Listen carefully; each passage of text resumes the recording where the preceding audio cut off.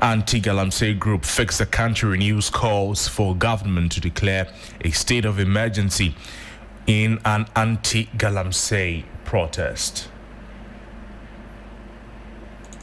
We don't do petitions. I think that our petition, our voice on the street, those who want to understand the issue can join us. We've been writing and talking about this issue consistently.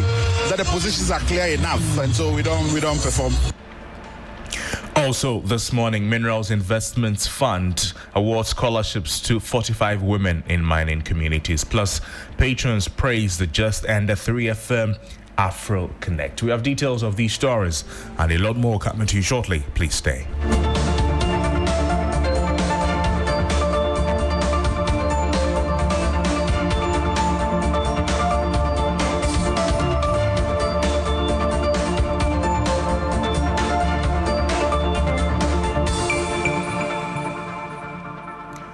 Welcome to the program. Let's get into the details of the stories. On day 2 of an anti-Galamsey protest fronted by pressure group Fix the Country has come with renewed calls for the government to declare state of emergency. Conveners of the protest say ills committed against the environment must end, urging government to rethink effective solutions to the illegal mining menace. A report by Stanley Nibleu. The protest seeks to amplify calls by the clergy and environmental activists to compel government to act decisively against inappropriate mining practices, destroying water bodies, farmlands and forest cover, while exposing citizens to serious health risk. Following a vigil on day 1, the group marched from the Accra Mall enclave to the seat of government to present its concerns.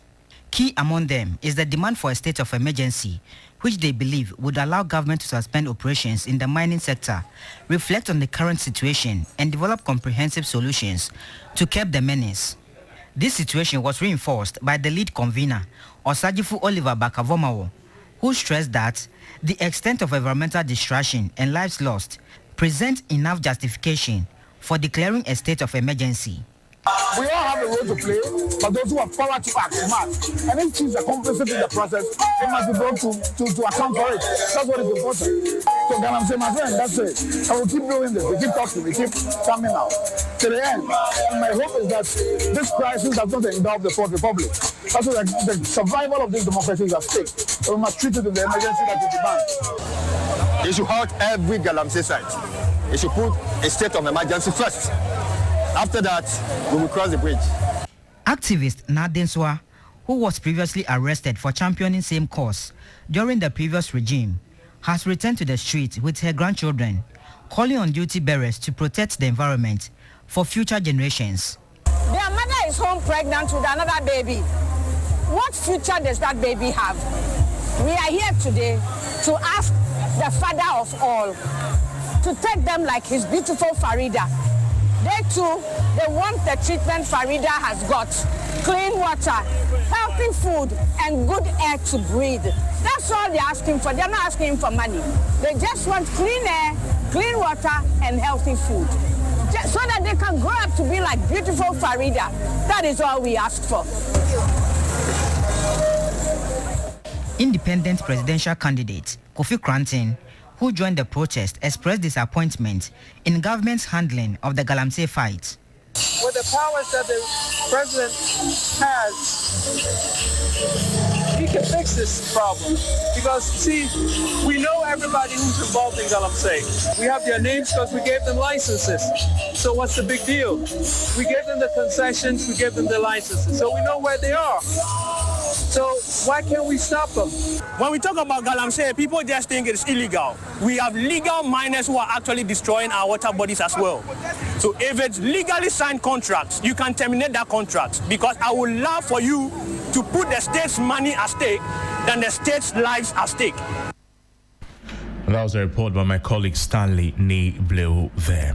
Now, for the first time since violent communal clashes displaced more than 13,000 residents in the Boli and Solatuna Kalba districts, returnees have gathered for a service. The development is being seen as a major step in the ongoing peace-building process, and there's more in this report.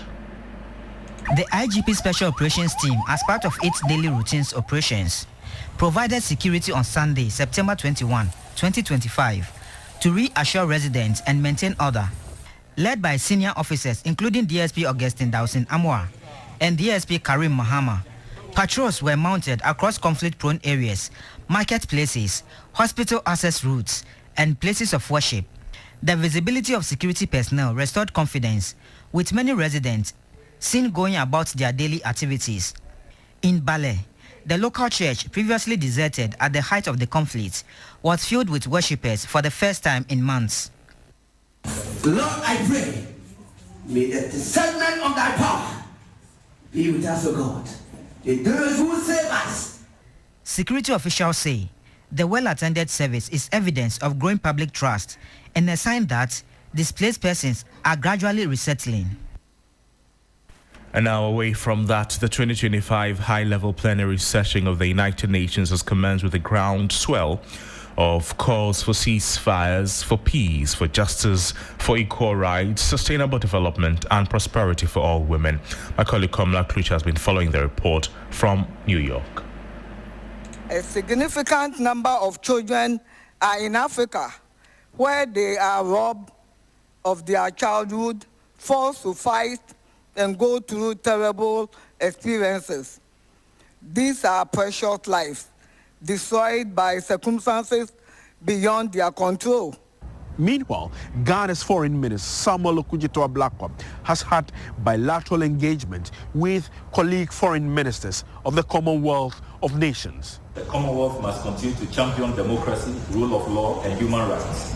Ghana encourages broad citizenship engagement, equal access to justice, and accountability in government.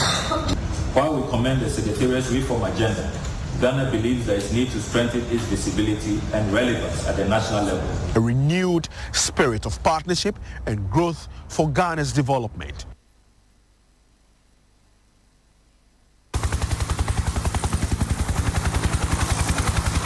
Security at the 80th United Nations General Assembly will be tighter than ever. Some 200 world leaders are expected to fly into New York City at a period when global conflicts are raging. Topmost, Gaza, Israel, Russia, and Ukraine. Those tensions will be reflected at the United Nations. The quiet before the storm that will bring New York City to its annual gridlock. A report by my colleague Noble Crosby there. Now, some leading figures of the Convention People's Party in the Volta region are calling for the return of members who deserted the party for other political parties as reorganization processes begin. As part of activities to commemorate the Founders' Day celebration, the party has opened a new office in the Ketu North constituency with the aim to regroup and better its electoral fortunes. Faisal Abdul Idrisu has more in this report.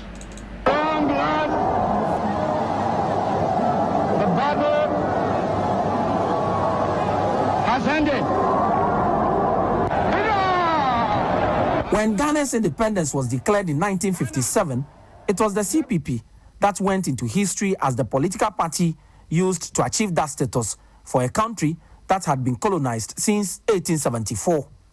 But the glory days of the CPP ended almost immediately after the overthrow of Osagyefo Dr. Kwame Nkrumah, the party's founder and first president of Ghana in 1966. At the polls, the party struggled, failing to make any meaningful impact, particularly in this Fourth Republic. It is very obvious, very clear, that the CPP has not been performing very well in the Fourth Republic. There are so many factors that cause all this. We identified our problems, and we are working towards readdressing them, making sure that CPP has become what it was during Osagyefo Dr. Kwame Nkrumah's time, to make it a political force to reckon with again. At an event held in Georgia in the Ketu North constituency, where a handful of party members gathered to mark the Founders' Day celebration, calls have been made for the return of all party members who have since deserted Nkrumah's party. And now, before we go this morning, 3FM's AfriConnect, which took over the Kwame Nkrumah Memorial Park, was brought to a grand close with the Osagyefo Night Concert. The activity packed event was graced by the Deputy Foreign Affairs Minister James Jachikwason along with members of the diplomatic corps.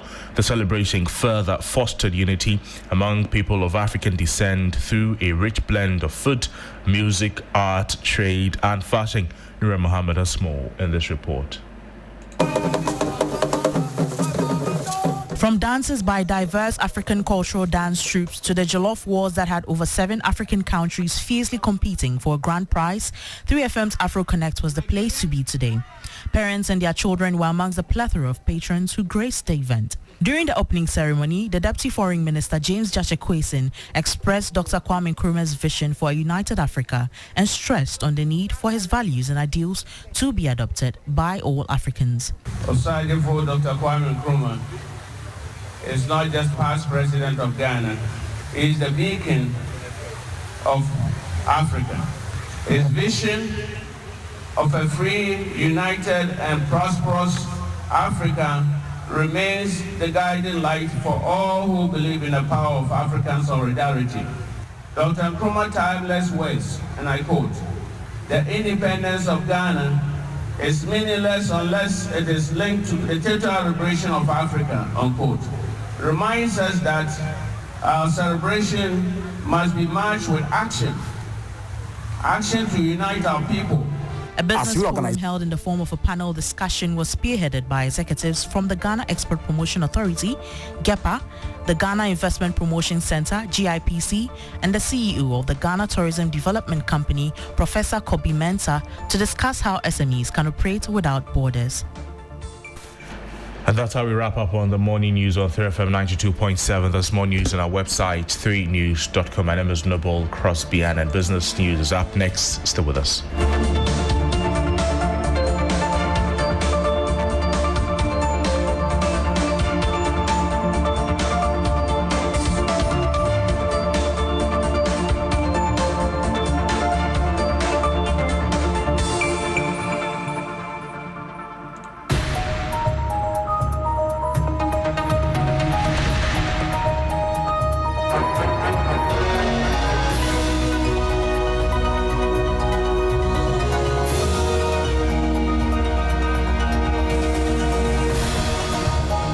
Hello and welcome to the business segment on Sunrise on 3FM. I am Noble Crosby Annan. In the bulletin this morning, National Home Ownership Fund to create national database to match home ownership demand and supply.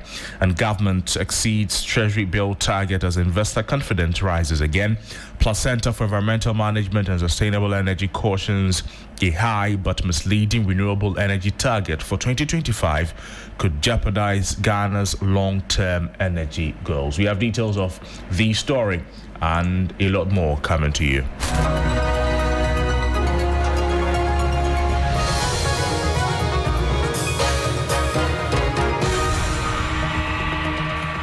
Let's begin the business news from here. The National Home Ownership Fund is set to develop a national database of prospective homeowners. The database will guide investment in the housing sector and inform both the government and private sectors, including developers and financial institutions, on the number of citizens who need homes. According to the Chief Executive Officer of the Fund, Prosper Hetu, the database will help match demand with supply. He was speaking on business focus ahead of the National Thought Leadership Forum on affordable housing. It gives us a clear idea about the market, the demand. So we are able to tell the kinds of the property preferences of prospective homeowners. Is it 2-bedroom house, 2-bedroom apartment, semi-detached, or whatever, or 3-bedroom? So we are able to understand property preferences. We match them with income levels. And then we are also able to understand locations. So if you prefer to own a house in your home district, then we know. So we are able to tell developers that, guys, we have demand for 200 housing units in Adenta or in Accra or at this place, data-driven. And we because we have the data and we can contact the people, we let them know that, oh, we have this project coming up. And these are the financial options available to you. Now, government successfully raised 3.43 billion cedis in its latest treasury bill auction, surpassing its target of 3.01 billion cedis, a strong indicator of renewed investor confidence. The oversubscription, which exceeded the target by 412 million cedis, signals a positive shift from the previous week's undersubscription and reflects growing investor appetite for short-term government securities amidst tightening liquidity conditions. This more in the following 3 business news desk report. The Bank of Ghana's data shows the total bids submitted for the auction reached 3.44 billion cedis, with nearly all of the bids being accepted. The strong demand was accompanied by a decline in yields across all maturities, making the government's borrowing costs cheaper. The benchmark 91-day bill saw its yield drop by 10.45% from 10.53% a week earlier.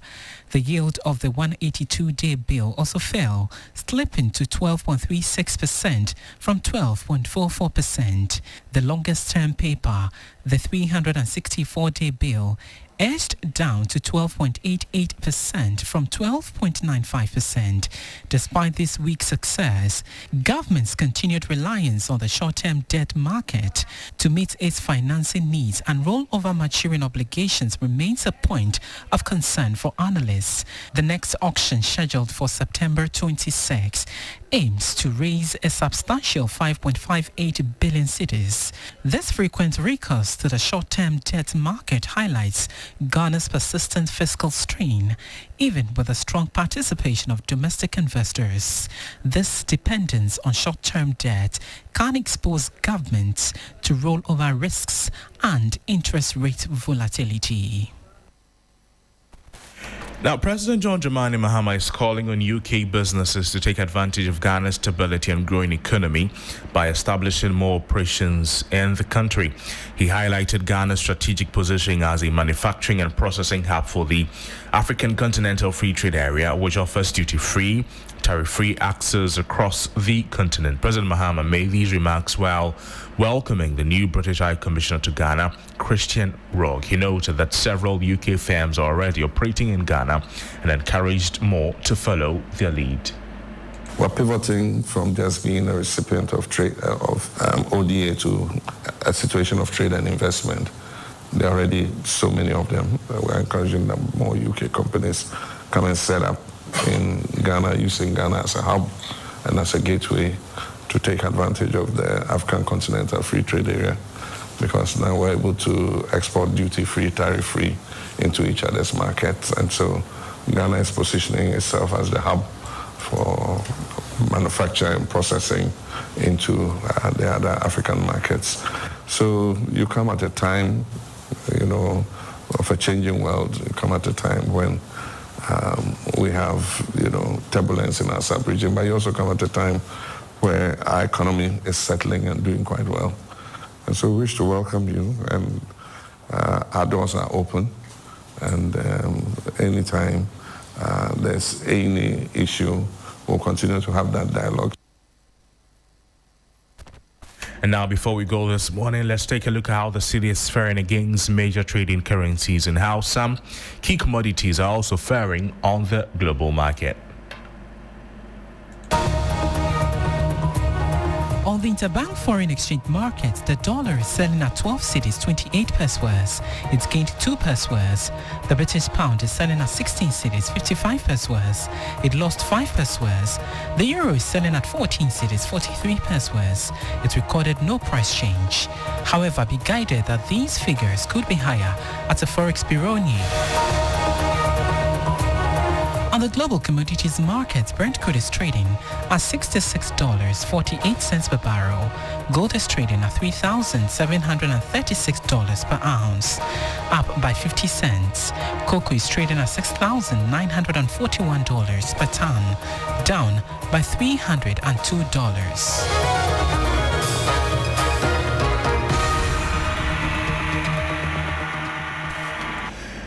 And that's how we wrap up on the business segment on Sunrise on 3FM 92.7. There's more business news on our website, 3news.com. My name is Noble Crosby Annan. Sunrise continues right after this. Good morning.